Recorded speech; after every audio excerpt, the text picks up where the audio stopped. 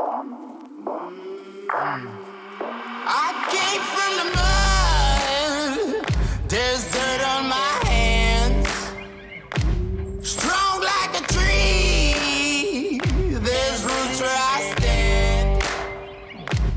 Welcome to another episode for Laymen of the Apocalypse. A show where ordinary friends have slightly irreverent conversations about theology, church, and the Christian life in a world where the sky is always falling. Welcome back to another episode of Laymen of the Apocalypse. Today is a change of pace. We decided to kick Matt Johnson off the show because of differences in opinions. In reality, he's actually just busy. So you get to be graced with myself and Matt Cass today. How you doing, Matt? Word is born. We're just hanging out, guys, having a good time. We figured we would go through some of your Facebook messages and wrestle with some of the ideas that you guys have thrown out there for us, and just kind of have a little bit more of a laid back episode than we typically do. We've got some more interesting things in the works, trying to get some more interviews and exciting things for the future. So in the meantime, When the cat's away, the mice will play. it's true. Forewarned, without Matt Johnson here to reel us in, we have no idea where this is going to end up. You got two big kids. Yes. That are like AD every letter of the alphabet. Yeah. So let's have some fun. All right, let's pause real quick. And you're a little bit quiet on your end. Is it picking up in Audition? I want to make sure that we're recording at a good level. Okay. Now I got to go through this whole. Since we don't have the backup. Yeah. So let me click back. Oh, see, I can hear you good when you're up close on the microphone. Is this cool? Is this good? Can you move the mic towards you? It's supposed to be kind of within like maybe a foot or a foot and a half. Oh, dude, I've been like feet away from it. Yeah. Okay, is that better? Yeah, that's great. That sounds really good. You almost sound as good as I do now. Whatever pleases you, Brian. You don't want to know what pleases me. You sound like Bane from Batman. Yeah. Like throwing rocks and sticks at police. I'm just kidding. Cutting that. I'm cutting that. Gosh, man. Yeah, it's crazy right now with the riots in Minneapolis. Yeah, of all places. Because if you've ever been there, it's like the most like chillaxed city, mostly because it's like freezing out like 6 months out of the year and the streets are totally empty. So now it's like people are rioting in the streets for good reason. I mean, not that I am still a MLK guy. I think putting your best foot forward and peaceful protest is still like the picture of virtue. And yet I understand people's angst. I understand why people are fed up. And I'd also, whether this makes the cut or not, just like to highlight the inconsistency of the people we elect and the promises they deliver. So I come from a big city. I grew up in the Chicagoland area. And a lot of times it just seems like people don't connect the dots. I mean, there's another city where police brutality is like in the headlines and then everyone's pointing the finger. Yeah. And yet it's like, maybe it's time to question the officials you're putting into office. Yeah. It's like, instead of like, who's going to be the fall guy this time? Yeah. I mean, it's a like I was talking with some people on Facebook. It's a culture. It's an issue of culture within the police department itself. I mean, I'm the first one to admit there's good cops out there. Like they're, I won't say they're few and far between. I'm not really, I don't know the statistics, but like at the end of it, we can at least agree that since the militarization of our police force, these sorts of conflicts have been escalated. And it was in response to a need to have different training to deal with the rise in organized crime. Like, I get that. But the solution in my mind is what other countries have done and not what America's done. America's doubled down on draconian laws and the draconian methods of dealing with addiction, while you see other countries that have done it, like Portugal, who they didn't legalize everything. They just stopped criminalizing everybody who has a drug. It's like we don't, Amsterdam or it's like we're not going to sit here and actually they have laws to like limit the tourists, because they're like, the people that visit our country bring more craziness than already exist here. So they're like, hey, you know, please keep your crazy at home, because even though we allow more to happen, we're definitely way more like peaceful about it, you know? Yeah. I mean, you don't have to meet everything with violence. Because people show up and they're like, woohoo! Yeah, they do. Everyone who wanted to go to Amsterdam and got turned away ended up in the streets of California. Where the meth flows. Yeah, man. Well, I mean, again, to finish off my point, if you look at how these countries dealt with these issues, they're not using violence to solve non-violent issues. Yeah. Right? I mean, if you're an addict and you steal something, you go to jail for stealing things. Yeah. They are not arresting people for hypothetical crimes that their addiction may or may not lead to. Right? And so you don't have this tension between law enforcement. You don't have as many footholds because the drug, the black market isn't thriving the way it is, because people can go about legal means to get the vast majority of the drugs that they're interested in. So just like you don't have drug dealers selling Budweiser down the street from you to make a living, the solution is not to double down and make our police force even more violent to make sure that weed stays off the streets. So you think the war on drugs definitely accentuated that, because we were talking just like about the history of policing in America, and originally it was like basically hiring a private security firm to come in and just keep the peace, and now it's evolved into a sense that most people like feel uncomfortable in the presence of law enforcement. It's like, because you feel like they're above the law. Yeah. Like they don't just represent the law. They are the law. Yeah, like they're Judge Dredd in a sense. So it's like they can blow through red lights. They don't have to use turn signals. They can speed, they can basically, interrogate you and make you feel guilty even when you're innocent. And it's just, why has the nature of the relationship changed? Because these people are public servants. Yeah. They work for the American people. They're paid on the American tax dime. Yeah. So this is what you get without competition, though. I mean, there's debates on privatization and all that stuff, but I mean, at the very least, they're. But they did that with the prison system, and I don't know. Like now, it's become a business. Yeah, but it is become a business. But at the end of the day, if the prison system is not the ones who are creating the demand, right? They're not the ones who started the drug war. And I mean, unless you're a conspiracy theorist, but I don't go that far with it, right? No, yeah. Yeah, I go as far as I can. Spokes of the same wheel. Well, they are. They've stemmed out of, or they've grown out of the way the market is structured, right?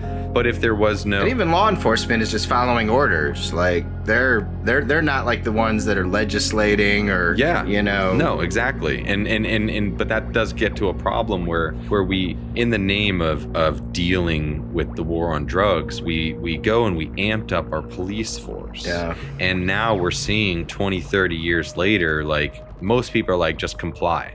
And I'm like, I get that, but why are police officers, the ones who are professionals, allowed to react and act however they want at a scene? But if a citizen acts inappropriately, everyone's like, oh, they should have just complied. They weren't, you're not allowed to freak out. You're not allowed to as though you're guilty until before there's even proof of a crime. Yeah. It's like, yeah, because they just presume otherwise. They're like, everybody's possibly a suspect. And it's like, so it is Judge Dredd. It is Judge like, Dredd. Yeah. Well, I mean, everybody is like potentially like, oh, they probably have narcotics on them, or they probably have contraband of some sort. And so, I mean, it's like broken taillight laws, right? Like those are big complaints. There's that some law out of the millions of laws that we have that this person has to be violating at this point. Yeah. So let's go shake them down, you know? And don't get me wrong, I'm all for law enforcement, but I'm just saying that if we want to restore respect to the law, we have to argue for a law that's respectable, right? And so I have nobody ever has any issues when you sit there and you see somebody punch a police officer in the face and the police officer then body slams him. Everyone's like, yeah, no, he had it coming. But like the guy in New York who was selling cigarettes illegally and then was like tackled to the ground and had underlying health issues and then succumbed and died. Like he was selling cigarettes. I mean, for the love of all that's good in this world, you know, pick and choose your battles. Yeah. And that's the problem with using police force for everything, right? Yeah. And so, but there's something in American psychology. I remember talking to a close friend of mine who's both a lawyer and a pastor, and he said, Americans are very judgmental people, and this will illustrate it. So after like one of these last conflicts, you know, between the police and citizens, one of these news outlets did a show of like a routine traffic stop, and they just had average Americans do a routine traffic stop to see if they used excessive force, and almost without fail, every person that participated in the experiment used excessive force unnecessarily. Yeah. Now, it was basically kind of trying to justify, you know, the fact that, hey, police officers are human too, but I don't think it addresses the greater issue. Like we talked about in one of our previous episodes, like the snow globe and the sediment being shaken, or the cup and the water being spilled. It's like, why is it that everyone who is approaching an unknown vehicle with an unknown person is automatically assuming that this person is a criminal and might want to kill me, so I better shoot them first? I mean, that's the real elephant in the room. Is why are we all walking around with this like judgment that's just hanging in the air over us and just assuming and thinking the worst? Now, I'm not one of these naive people, you know. I didn't even like sitting on Santa Claus's knee at the mall when I was a kid. I'm like, this is weird. Who's this weirdo? You know? So, and we're like encouraging our kids to be like, okay with this. And I'm not hating on Santa Claus, but it's just like, it is weird. It is kind of weird. It's just like, what the heck? Why are we like letting our kids just sit on some stranger's lap and encouraged to leave cookies out for him when he sneaks into our house in the middle of the night? Now, if you want to, you know, do that within like your own family structure, like, we get to make fun of it. That's totally still. Different. Yeah, but it's like, I'm talking, I get it. Like, I understand the idea of being suspect and like saying, hey, this world is a crazy place. But at the same time, I mean, that's one of the things that I love about the American Constitution is when they created the system of checks and balances, they knew that if you allow government to be the ultimate authority, it will abuse those powers.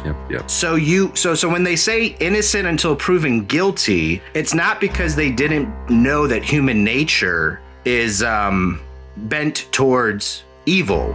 It's because they knew that government is run by humans that also have human natures. Yeah. And they are just as susceptible to abuse those powers as you as a citizen are susceptible to abusing your rights. Yeah, absolutely. So that's why originally the idea was, and it was an idea, it was a dream. Did they practice it perfectly? No. But they put the idea, they put the dream into motion. And guess what? We've had a lot of breakthroughs in this country's short history that we can't like forget, because one of the things, and this is the patriot in me, like we were talking about this earlier, Brian, like we can have difficult conversations without like being total pricks. And so, can I be patriotic but still critical of law enforcement? Yeah. Yes. Yes, I can. I'm very critical of the way that law enforcement and the military are used and abused by politicians and promoting agendas that aren't in long term ultimately about just defending and protecting our God-given rights. So this is crazy shit. So we're just gonna go super conspiratorial. Okay, here we go. So Illuminati. Eisenhower. Naughty. Eisenhower, military man, becomes a president, says beware of the military industrialized complex, Oh, yeah. right? FDR, a socialist, says beware of the unionization of government jobs. JFK, who arguably got into office through the mob and secret societies, says beware of secret societies within your own government. So this is coming from presidents of the United States that actually sat at those tables, and they're telling the American people, beware. So this isn't just conspiracy bullshit. This is coming from the chief himself. Yeah. Yeah. Right? I mean, so when we have these conversations, I think the tendency is to like sound bipolar, and it's like, oh, you guys you're not taking sides, and it's like you're talking about the issues, but you're not addressing, and it's just like, it's complicated, it's messy, because we're the problem and the solution at the same time. We're a part of the problem, but we're also a part of the solution. Bastiat said it really well. He said, if the natural tendencies of mankind are so bad that it is not safe to permit people to be free, how is it that the tendencies of these organizers are always good? Do not the legislators and their appointed agents also belong to the human race? Or do they believe that they themselves are made of a finer clay than the rest of mankind? Yes, they do. Yeah, they do. And a lot of people buy into it. I mean, because when you don't have something higher than the government becomes the highest thing in the land. And people look to that. We literally are in a situation where our country's tearing itself apart because you've got two parties which are growing exponentially in power, and they're using one another to justify their own growth. And they're convincing people to join in the game. And this is the most important election of our lifetime. And if you don't participate, America's going to burn down. And it's like, no matter what, we're heading for the rocks, whether left or right. The ship's just, I think it was Dietrich Bonhoeffer who said, no matter how fast you go running down the opposite direction of a train heading for a cliff, you're still going off that cliff or whatever. It's like you're not going to change direction of the train. Yeah, it's the cliff or the train. It's like you're stuck between a rock and a hard spot. Yeah, man. And so people are trying to run as fast backwards as they possibly can, but the primary issue, it really is an idolatry issue. It's as mankind. It's the human condition, man. Yeah. And that's why I think, there's a lot of people who believe this, and it's ultimately a gospel issue, right? Absolutely. Os Guinness talked about it in his book on if you can keep it. I believe it was, or was that Metaxas? Anyways, I can't remember. Point being, though, is once we abandon morality and self-governance, once we get rid of the family, once we get rid of these things, we start moving towards totalitarianism inherently, because to meet the demand of evil in the world, men start to grow government. And when you look back at our founding, God had a role in our self-governance that he doesn't have today. And it's one of the things that Western civilization, I think, takes for granted. And because we've walked away from it, there's going to be a rude awakening. And because it's been painful.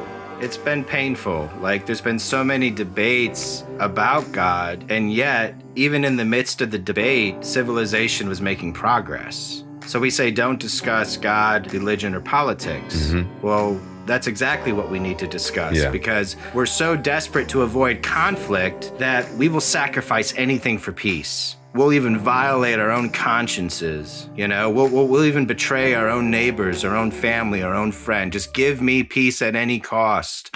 Karen. Take the responsibility off of me to be a free citizen and put it on someone else that claims to have all the answers but never does. And that's where the appeal to God, it's not a crutch, it's not a scapegoat. It's just saying at the end of the day, there has to be a final decision maker. And it cannot just be relegated and delegated to mankind. Because look at our history. I mean, we're crying out loud. I've been a student of history, both, world history, secular history, church history, planet Earth history. And all I can tell you is what a mess. It's a miracle that anything good has ever happened or come out of it. Yeah. Because we're like a bunch of kids fighting over toys, and we just get older and meaner and nastier, and we draw guns on each other to get what we want. And that is reality. And I wish it was as simple as like, oh, if we just teach everybody manners and we just play nice. Yeah, well, guess what? That works for the people that are willing to participate, but there's still the people who aren't participating that are going to kick your door down and say, we got guns. So new rules, Yeah. So it's a struggle. It's a dynamic tension where it's like, yeah, we're making progress, but it's in the midst of trials and tribulations. Yeah. Growing pains. Growing pains. Yeah. It doesn't come easy. Yeah. It's the way of the cross. Jesus looked like he was losing. And that's where life made a comeback, and it's like, hey, there's some things that are worth dying for. There's some things that are bigger than our little cubicle that we live in. And but that's a God moment. That's something like you personally have to settle the score with God, and some people think they have, and then they do terrible things in the name of God. Yeah. And I'm not interested in sounding like or being that individual. And yet I can tell you, even in my journey of figuring things out, I've made plenty of stupid decisions, and yet I wouldn't be where I'm at today had I not looked to Christ. And I'm not saying, oh, it was about me. It's just the fact that Jesus intervening in my life was a huge factor, the ultimate factor in getting me to focus on something bigger than myself. Yeah. That actually has a legacy attached to it, a covenant attached to it, promises attached to it. Because we don't have enough time to figure this stuff out, man. We don't. Doesn't mean we shouldn't talk about it. It just means we're just not going to figure all this shit out. Yeah. There's still going to be problems. It doesn't mean we shouldn't try. Yeah. But it's a multi-generational task to make the world we left behind a little better. Yeah. And I feel like for generations, actually, that's at least in America, which is where I think we're seeing some of the consequences of legalism in our own nation. It's why so many people are disinterested in evangelicalism or pretty much just anything that even smells like the church, Because we turned it into a mousetrap. It's like, hey, we're going to bait people in the door with this amazing message about God loves you and he's willing to forgive you and he's made a way. And then once they subscribe, then we're just going to use guilt and shame and manipulation to control them the rest of their lives. Yeah, play the Holy Spirit in their life because the Holy Spirit's not actually real, right? Yeah, exactly. and that's the interesting thing. So it's like, even in Jesus's time, I was talking to my wife about this earlier today. I was like, humanity is not as different as they think. Like we wear the same clothes. regardless of when you chime in on the timeline. Like, we got the same act. Yeah. So Same act, different clothes. same act, different clothes. That's what I was trying to get to. Yeah. So Jesus shows up on the scene, and of course, there's this idea floating around that like he's gonna set up his kingdom, right? Like, like he's gonna finally establish, God's kingdom on earth. And the irony is he does, but he does it in a way that nobody expected. And he did conquer Rome, but he did it in a way that nobody expected.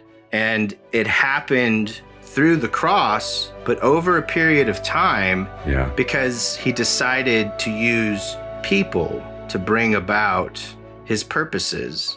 So it's not that he couldn't have just done it all by himself. I mean, he is the ultimate, resource. He is the ultimate like glue that makes it all stick together. But at the end of the day, he decided that he wanted to include us in this redemptive story. So yes, it is finished, but in it being finished, he wants us to play our part, not in contributing to the finished work of Christ, but into the carrying out and the fulfilling of what he purposed and planned in time and eternity. So Paul talks about this actually in Colossians, and it's in a super obscure verse. And you're like, what the heck are you talking about, Paul? But he talks about how through his own suffering, he is accomplishing the finished work of Christ on the cross through the things that he suffers. And it can almost be confusing language. We're like, wait, are you saying that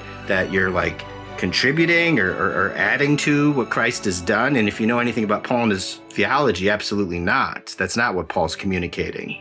Because in the same epistle, he makes it clear that only Christ and his finished work on the cross gets anything ultimately done. Yeah. And yet in that, in the purchasing, in the redeeming, in the blood boughtness, is God uses imperfect, broken people, ordinary people, to carry out his purposes and his plans. And he's not served by human hands as though he needed anything. So it's not a question of like, oh man, are you a monergist or a synergist, Matt? What are you trying to say? It's like, no, I'm saying like, it is finished, and it is from A to Z, Alpha to Omega, the beginning and the end, Jesus Christ. It's like a father working on the engine of a car, asking his kid to pass him a wrench. Yeah, he includes us in the story. And he says, I know that I could do it better than you, son, but I want to teach you to do it too. Yeah. And guess what? It's not on you, it's on me. This one's on me, Yeah. So hand me the wrench. He's building the engine. We're just kind of hanging out in the garage with Dad. And that's why we think we can even participate. Yeah. Because we are flawed. It's not like we're blind to our imperfections. It's like, well, here's me and Brian. We finally figured all this shit out. And we're here to tell you how you can figure it out too. Yeah, no. It's like the only thing I figured out is that Jesus is the way. And I didn't figure that out. So I'm just telling you, he's consistent. I'm not consistent. He is. He's a great due north, especially if you don't have one. Amen. I was actually just looking for this quote by, it's attributed to Luther, but I mean, whoever said it, it doesn't matter. What matters is it's beautiful. And it's exactly what we're doing. It's just Christianity is one beggar telling another beggar where he found bread. Right on. That sounds like the ragamuffin gospel right there, man. Doesn't it? Yeah. I mean, and that's it. That's it. Like, we're not clergy. We're not your pastor. We're nobodies. But we're guys who like to talk about this stuff, whether we're ordained or not. And we don't think that the conversation is only for the clergy. So I think a cool throwback to that is where, Moses is like the guy, back in the day. And everybody's coming to him, trying to figure stuff out. And then he talks to his father-in-law, and he's like, hey, man, you need to, like, delegate some responsibility. And, you know, he finds a group of guys that, you know, he delegates to. Mm-hmm. But there's this passage where he says, I wish that all of God's people were prophets. You know, it was like this idea, like, I'm not really enjoying being, like, the go-to guy, Mm-hmm. you know? Like, yeah, I mean, God's given me a huge responsibility, and yet the only way I can accomplish that is by sharing that responsibility with other people. So you mentioned guys like Martin Luther, for example, another Mm-hmm. big name in history, but just, you know, outside of the Bible. Yeah. And you and me had this conversation before. Like, we hear these big names and we quote these guys, but they never would have got anything done without the people. Yeah. Who we don't even know their names. But it's not like Martin Luther single-handedly, like, tackled, you know, the Roman Catholic Church to the ground and started the Reformation. Yeah. Yeah, I mean, he was a catalyst, but It was bringing the theology of the ivory tower to the ordinary absolutely. I mean, people of the day. if you want to really understand Martin Luther, he was a pastor. Yeah. He had a pastor's heart. Calvin too, man. And they cared about the sheep. Yep. You know, so what pushed them over the edge wasn't so much like, oh, I got to take care of me and mine. Yeah. It was like, I'm tired of seeing these people get used and abused and pushed around Mm-hmm. by the powers that be that supposedly represent God, supposedly represent the government. Yeah. You know, so sola scriptura, you know, it's like we need to get back to a higher authority Mm-hmm.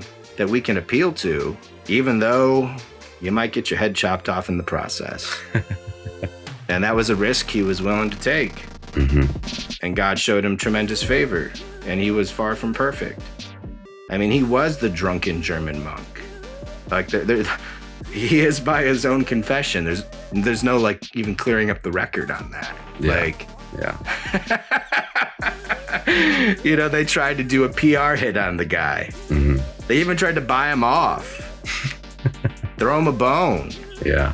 He wouldn't bite, you know? And I do thank God for the handful of pastors I've met in my own life. And I can count them on one hand. Mm-hmm. That I'm just like, Yeah. man, this person has a pastor's heart, Yeah. Yeah. you know? It's something to look for. Oh, it's beautiful. And you don't Yeah. realize how special it is until you don't have it anymore. Yeah. And you're like, why did I ever walk away from that? Mm-hmm. That person actually cared about me. Yeah. Not in some manipulative, you know, They pay the lights. yeah, it was just like, no, this person invested in me. They spent time with me. They cared. They prayed. They tried to make sense out of my nonsense Yeah. through the gospel, through Jesus. And Yeah. I tip my hat to those guys. Yeah, for sure. I mean, it takes faithful men preaching and teaching faithfully. And I think that's where, like, I think there's plenty of those guys out there already. Oh, I sure hope so. You know? I sure hope so. Yeah, there are. I mean, at least I know for me, like, you know, like Sproul and Brown and even my own pastor. Well, Sproul's in heaven now, Brian. Yeah, I know. But, Are you still hanging out with Darcy Sproul? Like, well, maybe. No. can I have his phone number? No, man. No, he does pastor us, though, through his He teaching. does. I mean, he still exists in his teachings. And that was one of the things where, like, he tried to make sense of a lot of things for people in ways that a lot of pastors don't. And even in Roman Catholicism, it's just kind of like, shut up, sit down. And if you don't get it, that's kind of the point. Yeah. He acted like he was human. Yeah, he acted like he was human. And it's always been those people who have taken the time to act like they were human too. Yeah. That's impacted me most. And so those older brothers who, you know, grow up in the church and they're, you know, they're on like a campaign of purifying the church. And when they finally get the gospel and they finally take their mask down long enough to confess their own sins and just be like, hey man, I need the gospel just as much as you. Like, those are the guys who have just transformed my own life. Absolutely. Because everyone wants to pretend and have masks on. And again, like we talked about a couple episodes back on usually when they confess their sins, they're like super lame sins. And they're like, I'm so broken up over this. Years ago. I was mean. I was mean to my wife, and I've been repenting and fasting for weeks. So it's great when people have a tender heart.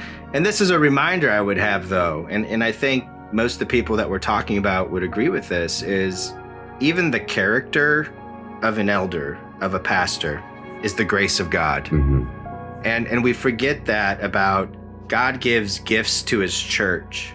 And yes, certain gifts like eldership, being a pastor, there is a character, moral fiber that are evidences of grace. Not that these people are perfect, but it's just like Steve Brown talks about it, how like there's some things that just came easy to him and he can't take any credit for it, you know?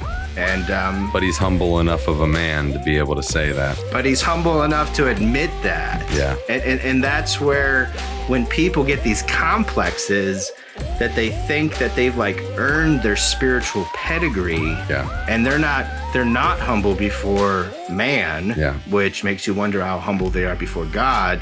It's like Martin Lloyd-Jones said, you can be no more proud of your spiritual gifting than you are the color of your eyes, because it has nothing to do with you, you know? And we need to get back to that, where it's kind of like, yes, there are going to be leaders that say, look, I don't struggle with this as much, or I did struggle with this, but there's life after the struggle. And now I'm here to encourage you. I'm here to coach you. I'm here to guide and direct you. Not because I'm better than you, not because I got it figured out, not because I worked harder than you, not because I'm going to sell you a book with 12 steps of sanctification, but because I have tasted and seen that the Lord is good. And like we were talking the other day about, you know, what's the right way to look at sanctification? And it's the idea of like, I'm tired of believing a lie. Like, I'm tired of being ripped off. I'm tired of being super selfish. Like, I'm tired of acting out of fear. And I'm tired of acting out of anger. And I'm tired of being motivated by my own selfish desires and greed. Like, I want to tap into the heart of God. You know, I want to love people like Jesus did. And let me tell you, there's nothing scarier than the love of God. You know, the love of God scares me. We've talked about this before. I mean, Jesus was like a wild card, man. It was like you just never knew what kind of pitch he was going to throw. Like, he wasn't predictable at all. You know, I mean, it's funny, even the conversation he has with his mom at the wedding when he turns, you know, water into wine. And he almost comes across as disrespectful, and people try to like explain all that away because it's like, oh, that's impossible for Jesus. And it's like, but I love Mary's reaction. She says, whatever he says, just do it. Because even she knew who he was. And even she worshiped at the cross. And even she was a follower of her own son, who just happened to be the Son of God. There was that. How did we get here, dude? How do we always get back to the gospel? I mean, every time. Like that's our one bullet, man. So every conversation comes back to the gospel because it's I love it. It's central to our lives. Like, my entire identity rests in Christ's identity, and it's so securing, and it's so my yoke is easy and my burden is light makes sense to me now, because I'm adopted. Somebody who didn't deserve to be in the kingdom, didn't deserve to be in the family, and yet I am. And it amazes me. And and you can walk in that confidence now too at the same time. You don't have to act like the dog that was abused but got adopted into a loving family. It took a long time. I moped around for a long time. Oh, we all do, man. We can hear our old master calling. Hey, let's take a 2-minute break. You want to figure out what's going on? Are you okay back there? Yeah, no, I'm good. Okay, I just hear a lot of screaming. Oh yeah, that's my family. That's just a normal Family. you know. I'll go check on them. I'll make sure they're all alive.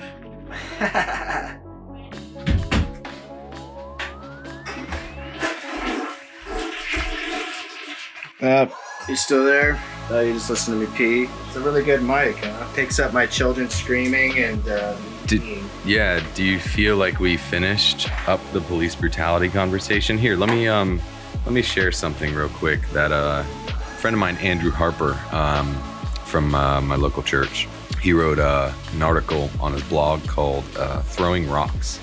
And he's a veteran, so there's that clout right there. And with that said, he said, I watched a video yesterday that made me want to throw rocks. I wanted to throw rocks through the video.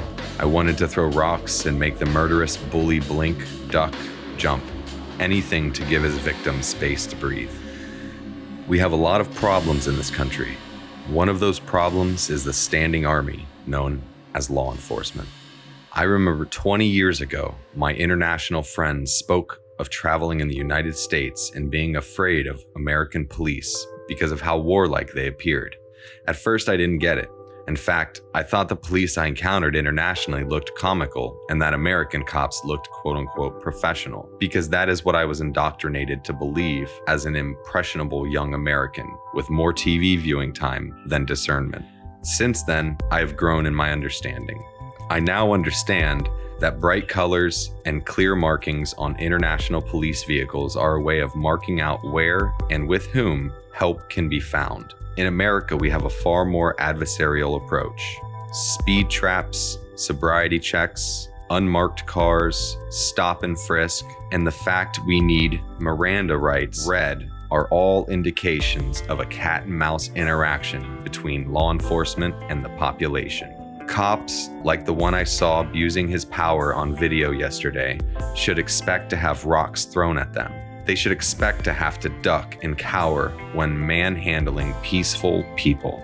If you think it is cool to walk around a state capitol with an AK-47 demanding health restrictions be lifted, don't come up in my comments with any back the blue nonsense right now. When a part of government, any part, steps outside the Constitution and decency and violates its citizens, well, then we either have the right to stand up and force that part of government back into compliance, or we don't. Some food for thought. Meanwhile, a man is dead, and your pithy explanations of why he deserved to die will get you blocked from my life because he didn't deserve to be killed in the street like a dog.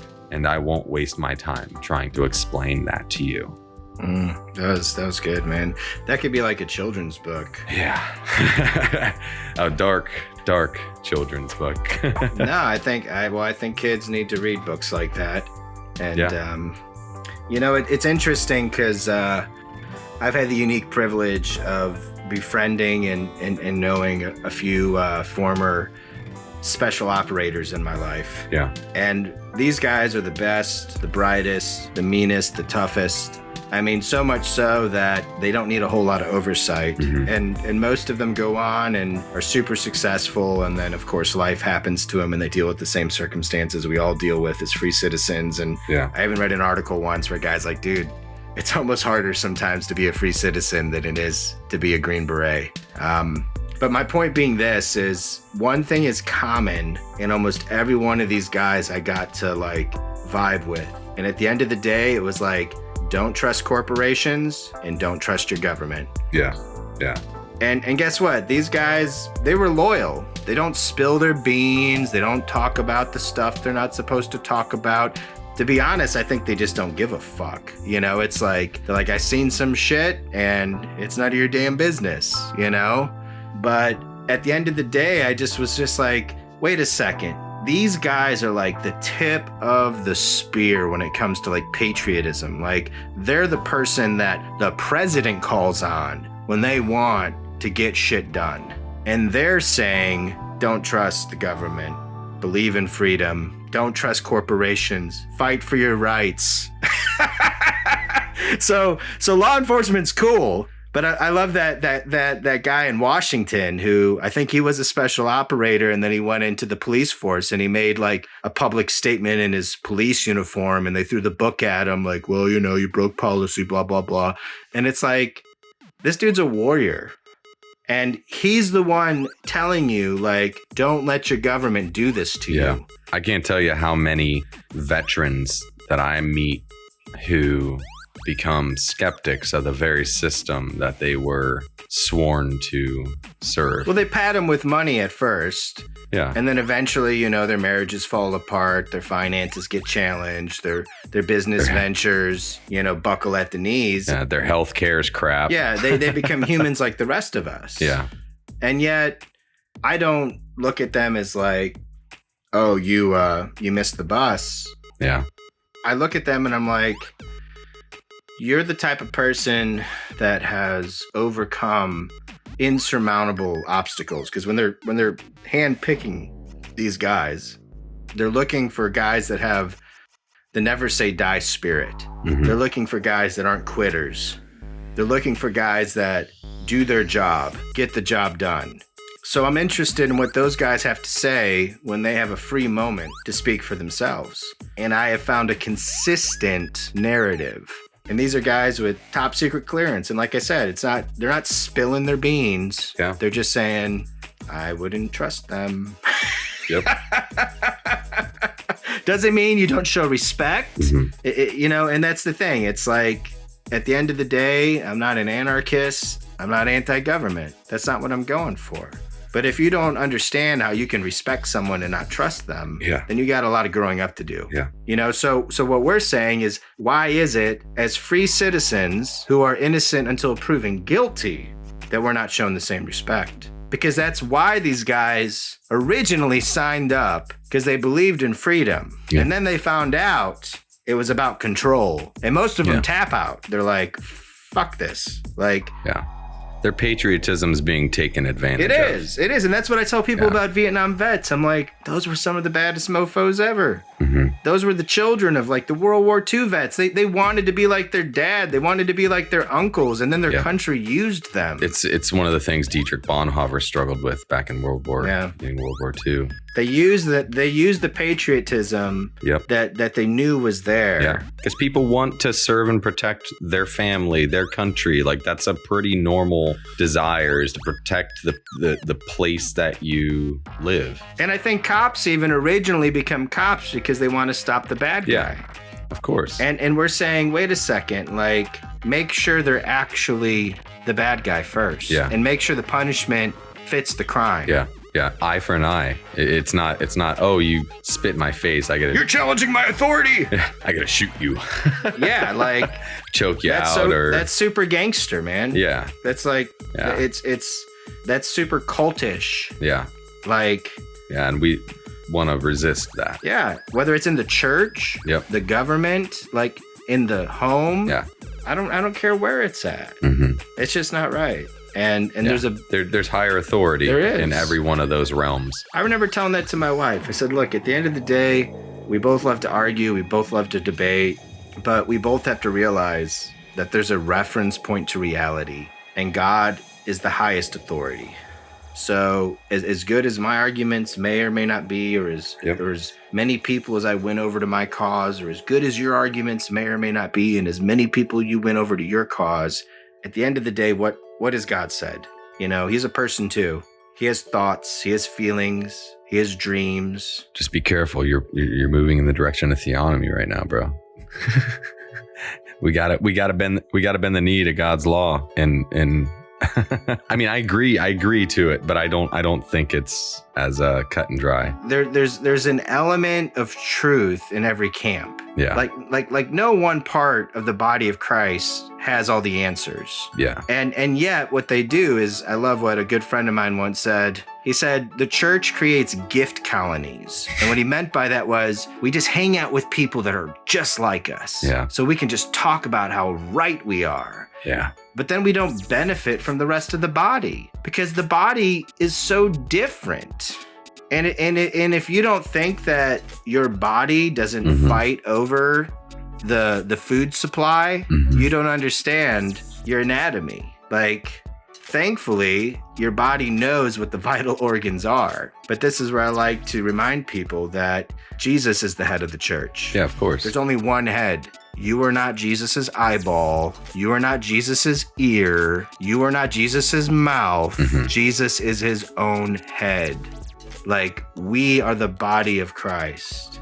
We're lucky to be a fingernail, you know? We're lucky to be considered in the tale and not just wiped off the history books. Exactly. And it's funny, and this is where like the Bible doesn't try to be scientific, but it makes scientific statements. So like in healthcare, it's always been like debated, like how do you determine like vital signs? How do you determine if someone is alive or dead? And it's still a debate, but originally it used to be like, well, do they have a heartbeat? Well, what they found out though is like you can manipulate that. And you can keep the heart beating, but the person's like got no brain activity. And pretty much if you stopped the heartbeat, everything else would shut down. Yeah. So other people were like, well, maybe it's brain activity. And that became actually a very popular point of view that like maybe whether or not the person is still with us is actually measured by brain activity. Now, that's not to say the heart isn't a vital organ, but it fascinated me because I was a student of the Bible before I was a student of medical science. And I'm like, that's so interesting because here Paul the Apostle, writing, thousands of years ago when he's describing the body of Christ, says Jesus is the head. And it says that, we have the mind of Christ. It's not one individual Christian. It's not just your pastor. It's not just a professor, a teacher. It's like, no, there's a hive mentality. Yeah. We have the body of Christ. So Jesus has allowed us to tap into his matrix. And every now and then it's like, wow, we actually think like a brilliant Jesus thought. But make no mistake, like he is the head. He has his own thoughts, and he makes his own decisions. Just an interesting aside, Here we go, talking about Jesus again. Here we go. I can't. It's not a bad thing, though. Yeah, man.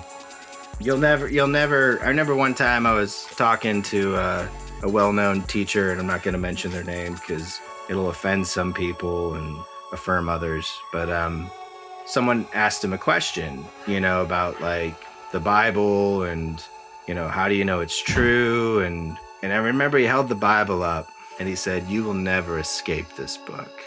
He's like, people have come and gone. Civilizations have come and gone. Wars have been fought.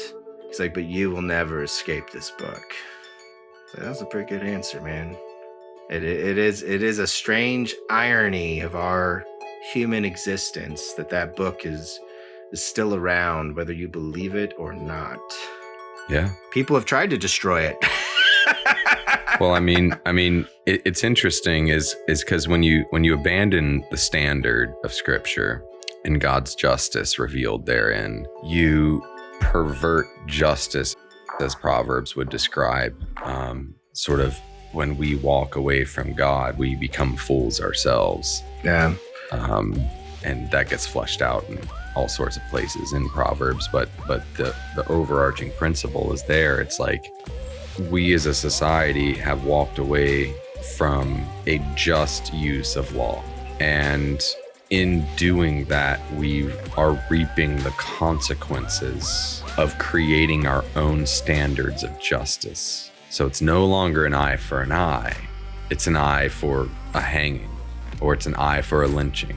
You name it. It's unbalanced. It's eye for an eye wasn't saying, oh, you gotta pluck someone else's eye out, but it's just saying like it's gotta be equal. What the scales have to be balanced. It can't be like in the Old Testament where it's like, hey, if somebody owes you money and you take their cloak as a pledge, like give it back to them at night so they don't freeze to death. Like so even though there was this idea of like, yeah, you should be compensated, at the same time it was like, but that doesn't give you permission to abuse your brother.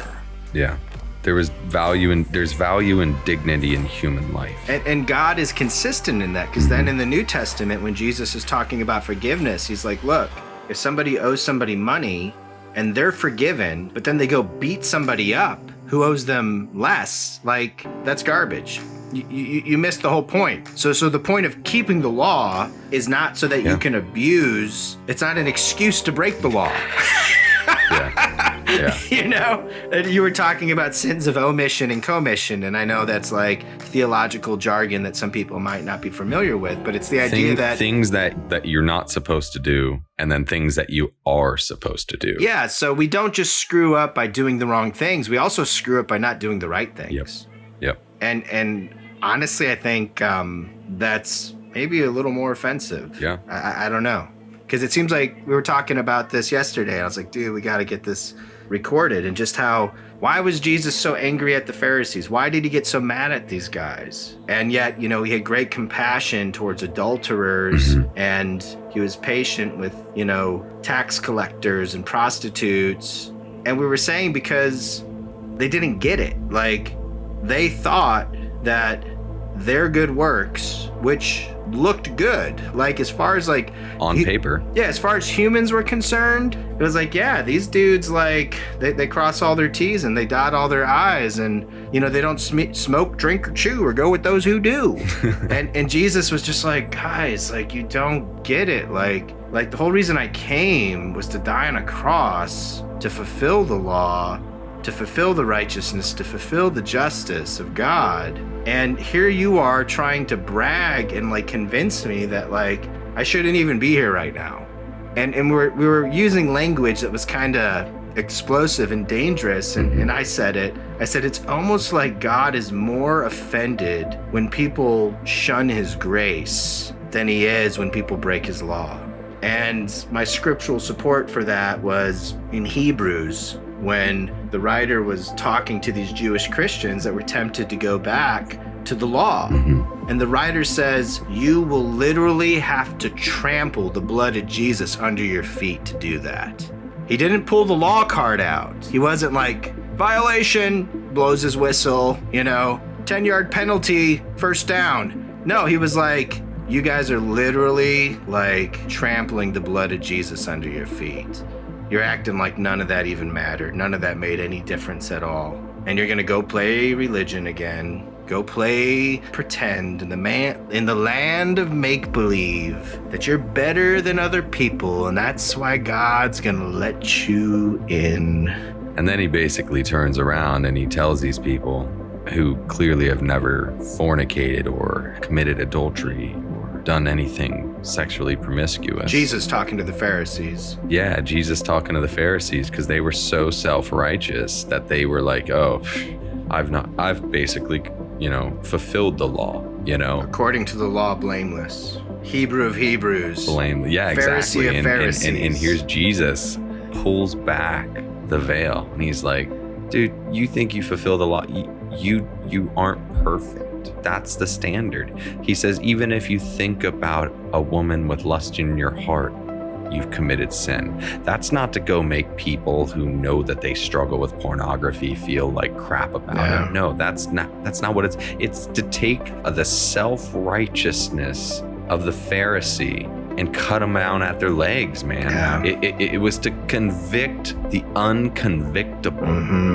And to quote the Old Testament, man looks at the outward appearance. Yeah, they were whitewashed tombs. But God looks at the heart. So here God is saying, like, I'm aware of that. Yeah. I'm aware of that too. Yeah. And that's why I'm here. Like, Jesus is like, that's why I'm here. Yeah. To fix that.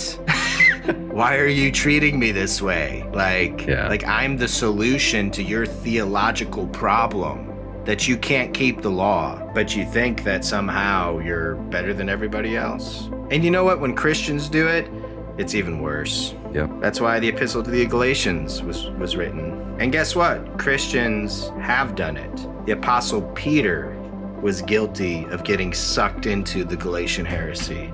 Yeah. And that's where people get it twisted. I hate this. Like, you hear that person fell from grace, and they're usually talking about a moral failure. You know what? When in the Bible in Galatians, when it talks about a fall from grace, it's talking about people that don't look to the gospel as the only solution. So when Paul is saying someone has bewitched you, you have fallen from grace, he's not talking to people that committed a moral failure. He's talking to people that are saying Jesus plus good works Yeah. Jesus plus circumcision, Jesus plus baptism. That's who he's talking to. He's like, you guys are preaching another gospel. Yeah. And it's not that baptism is wrong. It's not that circumcision is wrong. But if you honestly think that that's like gonna get you like street cred with God, or looks good on your resume, and that's why, you know, God is going to let you in but not let the next person, you're sadly mistaken, my friend. Yeah, that's when you start dealing with the whole steaming pile of dung, dirty menstrual rags. And that's why the cross of Christ is an offense. It is. It's scandalous. And Paul said, otherwise we would empty it of its power. Yeah. And I'm saying I need that. When you realize that's when you realize that for all of the people who Jesus engaged tenderly, the bruised reeds that he dealt with, the people who knew that they were, by that day's standards, they were the scum of the earth. Like on a litmus test or on a test, they would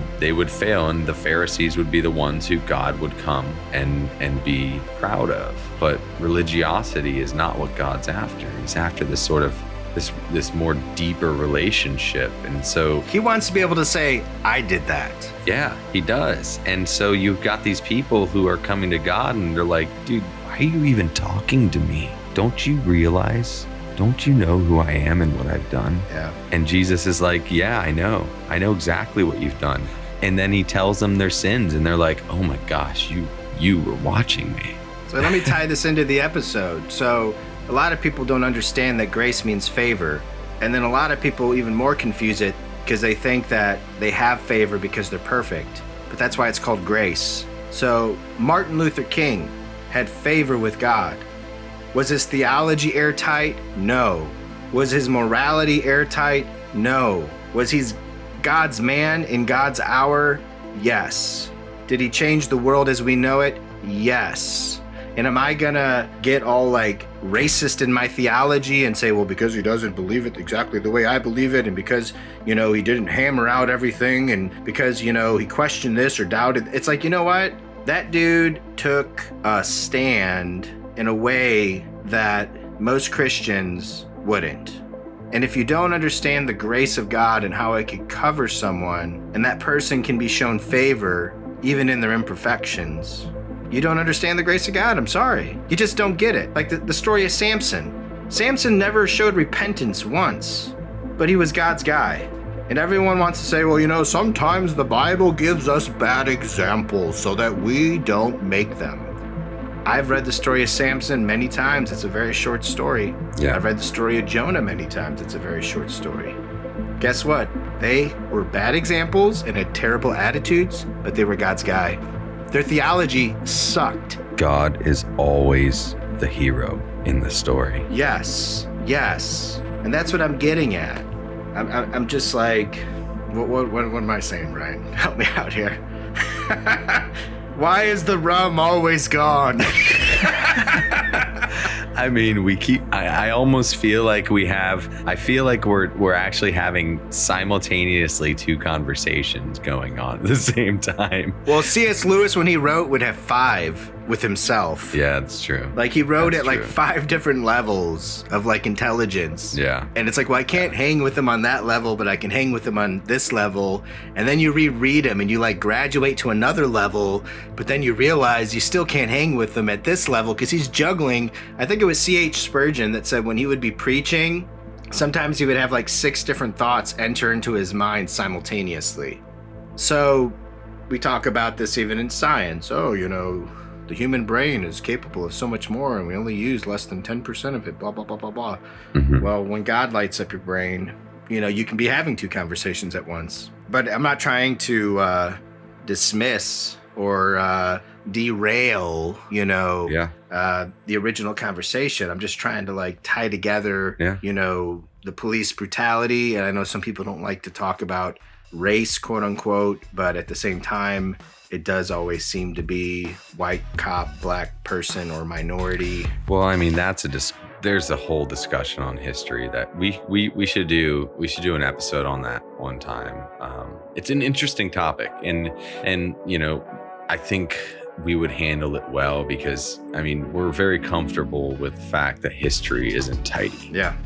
And and I think race plays less into it than we think, but I do think that there is human nature is the biggest factor. It is human nature, and but we're so superficial. We will use those superficial distinctions. Well, exactly. And okay, so here, let me just try to explain. Like, okay, this is controversial, but so you've got nationalists and you've got white nationalists. White nationalists attribute Western civilization to white people. You've got nationalists who attribute Western civilization success to the philosophy of liberty within Western civilization.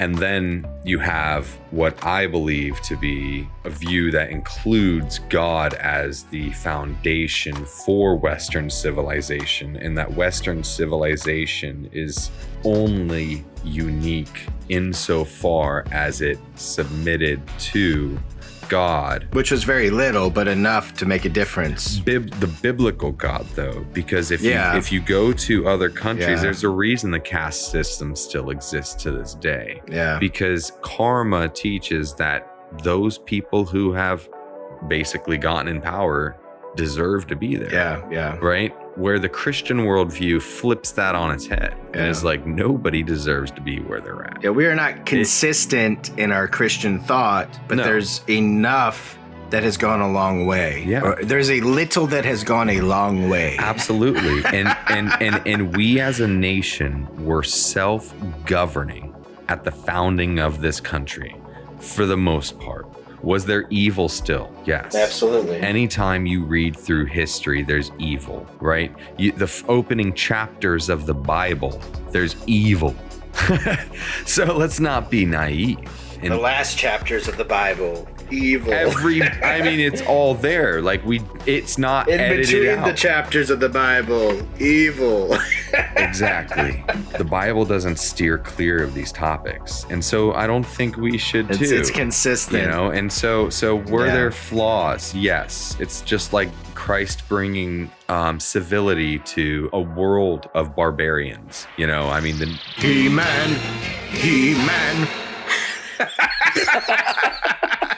You're on point. Keep going, man. Keep swimming. Yeah. So, where was I at again? It's good. You were talking about how in Western civilization, it's not that we got it all right. Oh, yeah. Okay, I gotcha. So it was the gospel which basically allowed us to govern ourselves. And so the church was one of the pillars of society where people could voluntarily choose to attend, and they did.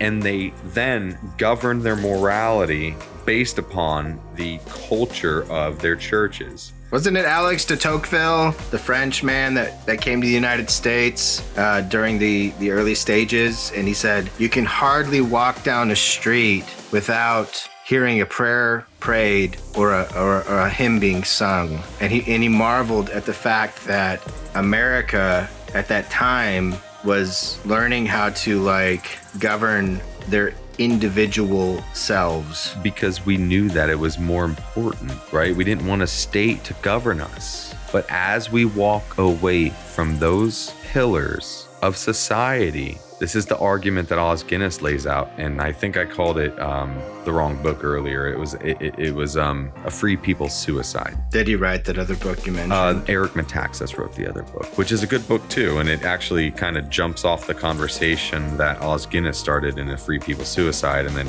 Os Guinness went on to write another book. And anyways, they're all good books. Yes. You will be disciplined. I'll just edit it. I'll edit it out. So.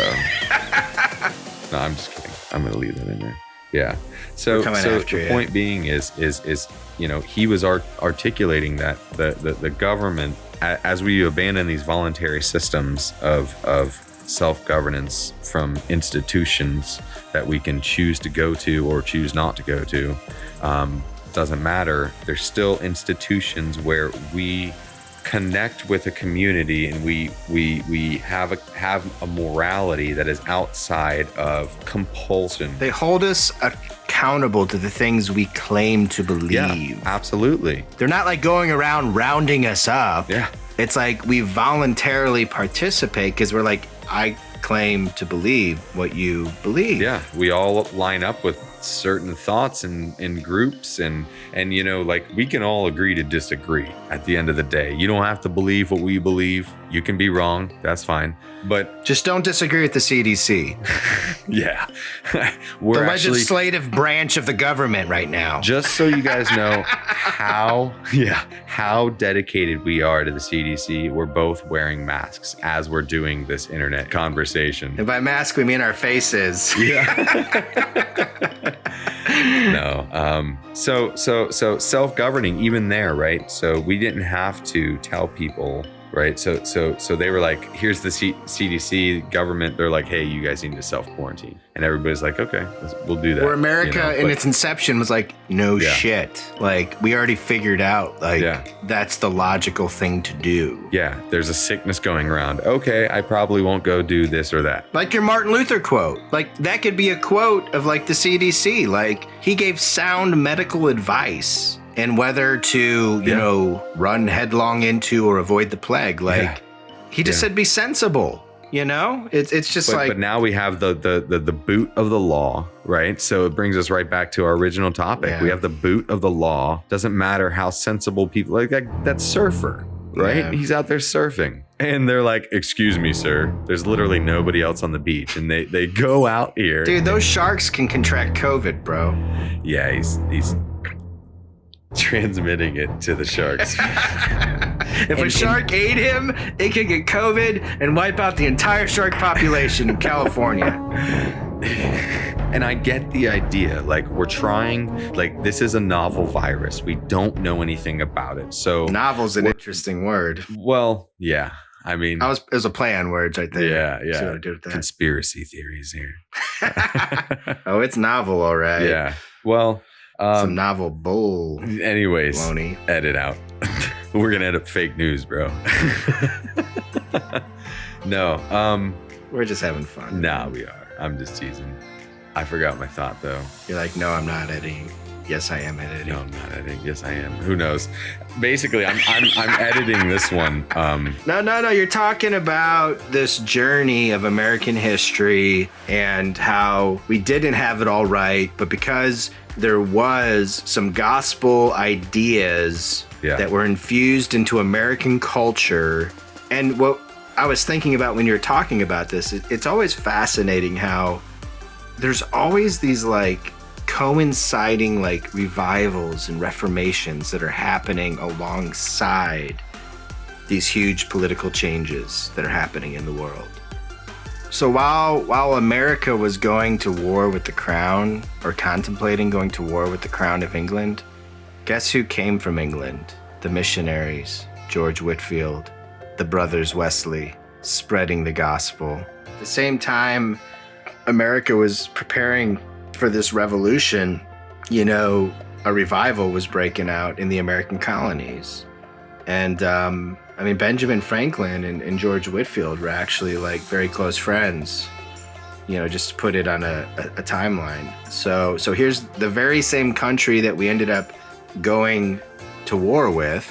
And then you had guys like Jonathan Edwards, who, had he not, died a premature death, probably would have been loyal to the crown. Like, because that's how far back in American history we're going. Like, I don't want to speak for him. I mean, the guy can speak for himself.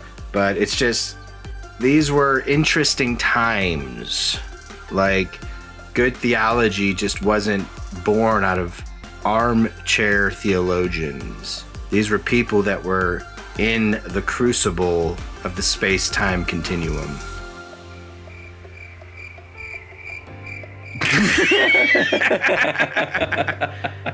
Like Martin Luther. Like, he was going through some legitimate issues. He wasn't like, you know what, I'm gonna get a degree and become a reformer someday.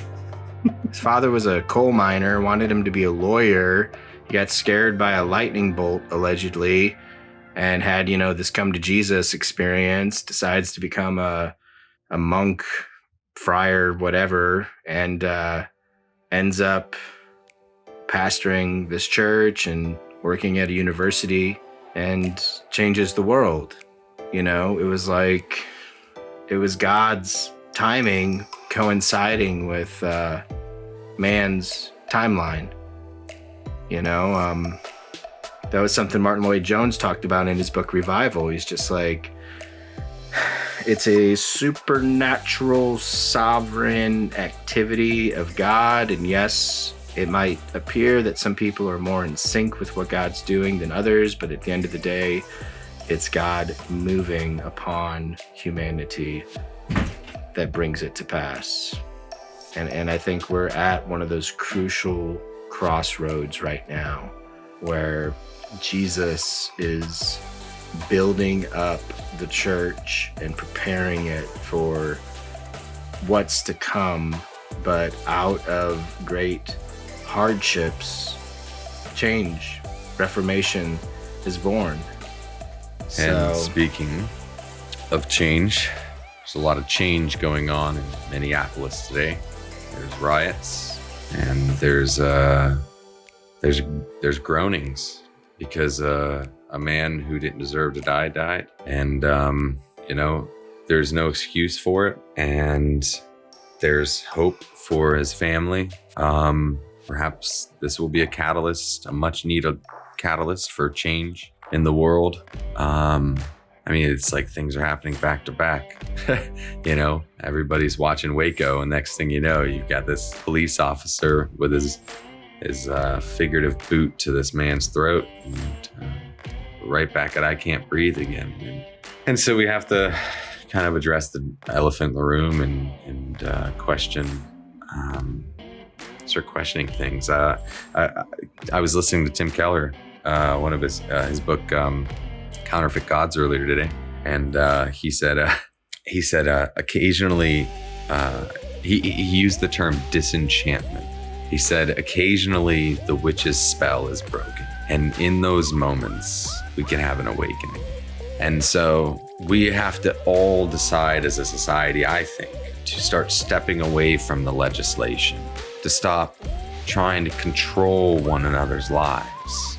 Stop allowing people to abuse regulations in favor of their company or another company. There's legitimate criticisms that we need to start dealing with the fact that militarization of our police force harms the vast majority of the vulnerable in our society in ways that so many of us will never experience. And so it doesn't affect us until it shows up on our Facebook timeline, and we can't unsee watching as it happens before our very eyes. And it's my hope that this is a wake-up call for America, and that people stop being so impulsive to use legislation to control their neighbor and to use militarized aggression for every single police interaction. It's not comply or die. This is America. Let's not forget that. America. Thank you for another episode of Laymen of the Apocalypse. I'm just going to wrap that up here real quick. I appreciate everyone for joining in. We look forward to Matt Johnson being back on the show sooner than later. And in the meantime, be safe, not fearful, and enjoy the free grace of God. Oh, wait, dude, we didn't even cover the questions in this episode. Peace. Try to catch me howling at the moon.